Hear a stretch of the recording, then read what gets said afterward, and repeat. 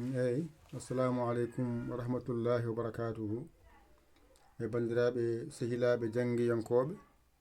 en garti kadi e windande men refto hande ko refto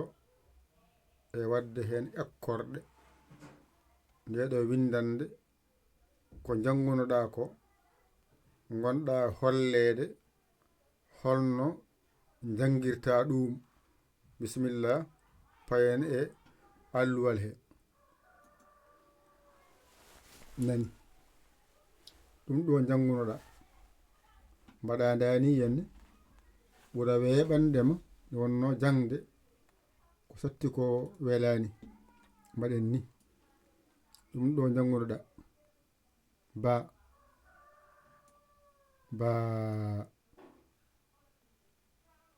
ay ɗum ɗo henne a jangi ɗum ɗo bi a jangi ɗum bi a jangi ɗum ɗo ko be a jangi ɗum ɗo ko be a jangi ɗum ɗo ko bo a jangi ɗum ɗo ko bo a jangi ɗum ɗo ko bu a jangi ɗum ɗo ko bu ay gasi se mbaɗi dani henne ay en gitti ay de ay se mbattini ba bi be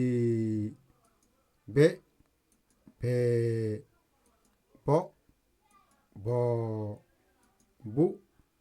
bu gitten ay en gitti na gitti mbiten ba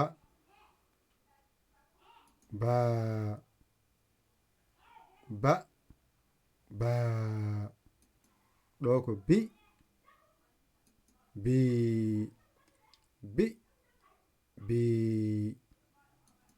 ko be ɗo ko bo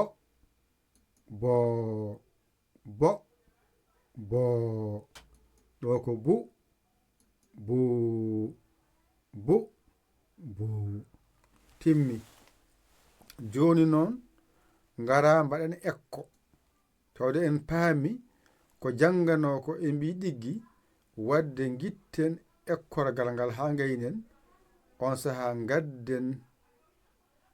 no mbatta ha ganda ko woni ɗo ko fof sorindi ene yaltina haala ay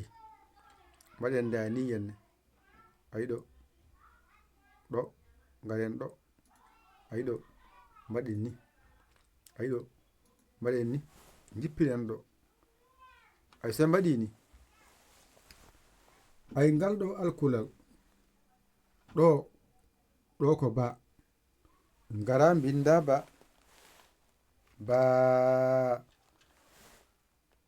ay ba o ngara mbatta hen ba gonɗo dow o wona ba ay baaba ɓenna ay ba ay ƴetta kadi oɗo ƴetta buwo a jangi buwo a jangi buu e bi o ndendinɗa mbiɗa buubi ƴettuɗa buu e baa o ndendinɗa mbiɗa buuba ay buuba a famide ngara noon ngara ɗo dirta seeɗa o ara kadi dirta seeɗa mbawen dañde goɗɗo ngaren kadi jippiren ɗo en keeɓi baaba buubi buuba ngaren mbiyen boo e bo ndendinɗen keɓɗen boobo boobo boobo keɓɗen ɗo henna ay buuba ay buuba ko inde neɗɗo buuba buuba buuba a famide wiɗa kadi baabu ay baabu ko inde capato baabu gasi ɗo joni ene wayno en keɓi ɗo e alluwal he windande nde ɗen janga mbaɗen dani en ɗo se mbaɗi ni eɗen mbawi wadde ni ɗo garten ɗum dow ay wawa fodde e jiyanɗe yiidema mbawa ɗum jangude joni noon no mbatten mbaɗen kadi dani en garen tawde en gandi ɗo henne wonɗo henna ko ba e baa gasi ko poɗɗo e fooɗani wonɗo nani ba baa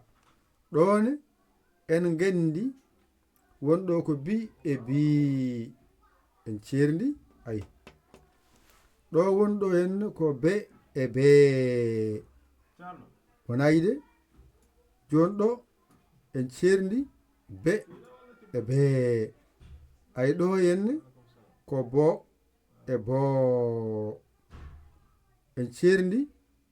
bo boo ay ɗo henne ko bu e buu ay en cerdi wonayi en cerdi gasi joni noon ɗo noon mbiɗaɗo ko baa ba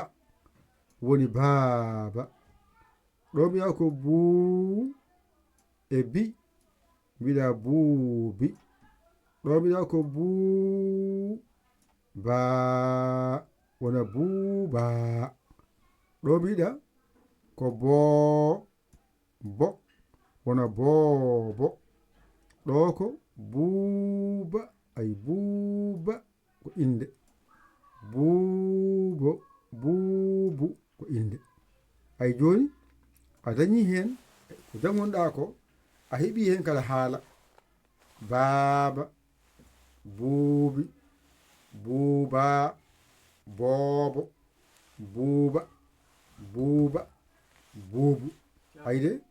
joni o wayno a dañi kada janga defto ma nan ɗon ngara ƴetta refto ngo janga mbañitoɗa e karne ma gona e jangitade aɗa winda ittama ko wonno hen ko ha laaɓi ceer alluwa ngal laaɓa kuccita e maggal gona e wanjitade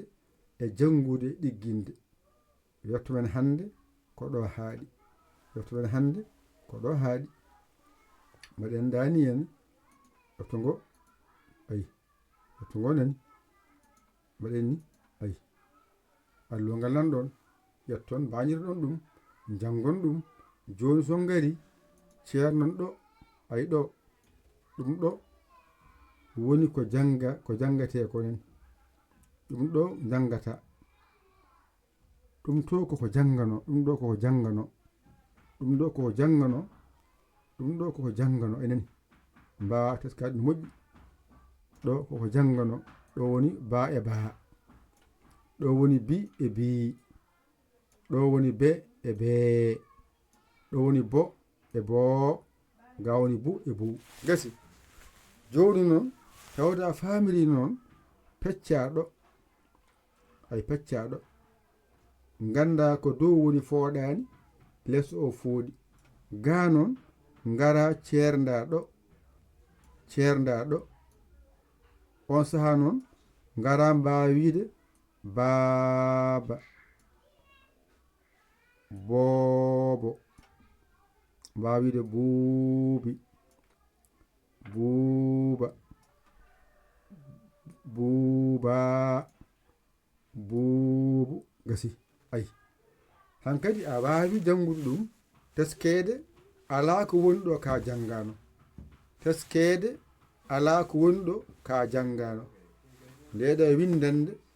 ko reftoma hande janga ɗum ɗiggina ko ɓenni ko jango kadi garen gadden goɗɗum. yo Allah wallu, yo Allah newnu, yo Allah reenu. an noon cagguɗo hen mbatta ko 00 221 77 906 14 81 mbaɗa yaya mbaɗa li jiya WhatsApp o, walla en keso jiɗɗo nadde o ndewa ɗon gara karanɗa serɗeji ɗi joɓa janga. yo Allah wallu en nande e famde. jonon guitten bindi boɗeji ɗi mbawa dañi kada wanjito. ayi so boɗeji mbawa dañi kada wanjito, mbanjirɗa ha laaɓa cer. janggo jom haɗa mi famano nani ittama ha laaɓi cer, alluwal ma nan ɗon laaɓi ha ci cer, gara noon ƴetta ɗon jangga kaydi. alluwa ma nan ɗon ƴettu kuɗol ma e karne ma, mbañitoɗa ɗum, janga ɗum, ɗiggina ɗum. ɗum ɗo so ɗiggi a dañi ko heewi a tinani,